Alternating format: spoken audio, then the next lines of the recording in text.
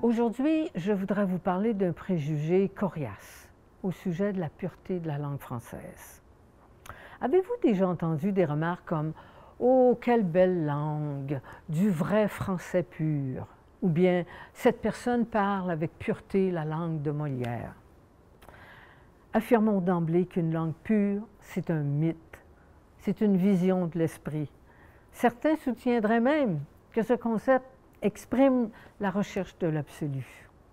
De plus, aucun linguiste ne s'est risqué à définir ce qu'est une langue pure. Et qui plus est, aucun élément observable ne justifie l'étiquette d'une langue pure. À titre d'exemple, Molière ne reconnaîtrait même plus sa langue s'il nous entendait ou s'il lisait le français contemporain. Pour démontrer le propos, je vous propose quelques observations. Dans l'histoire, donc le passé, les mots ont une histoire et certains proviennent de langues diverses. C'est la relation du français avec le passé. Prenons le mot sucre.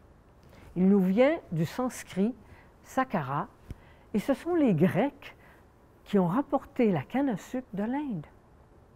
Nous pourrions en faire une longue liste d'exemples, mais je vous laisse le soin de les découvrir.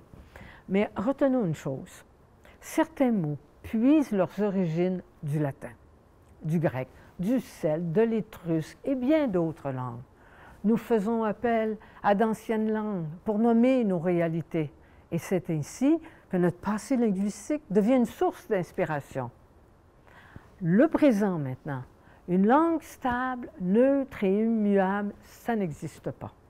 Le français, comme toutes les langues, se transforme, se modifie et c'est notre relation avec le présent. Au cours du temps, nous inventons des mots pour nommer les nouvelles réalités. C'est le cas des mots comme dépanneur, courriel, motoneige, roulis roulant, logiciel et bien d'autres. Ainsi, selon les scientifiques, il y aurait de l'eau sur la Lune et sur Mars. Comment appellerons-nous cette eau pour la distinguer de l'eau terrienne?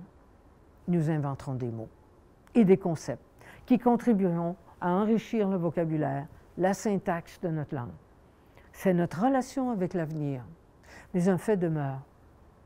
Le français allie le passé, l'origine des mots, au présent, des nouveaux mots ou le néologisme à l'avenir, des mots pour décrire de nouvelles réalités.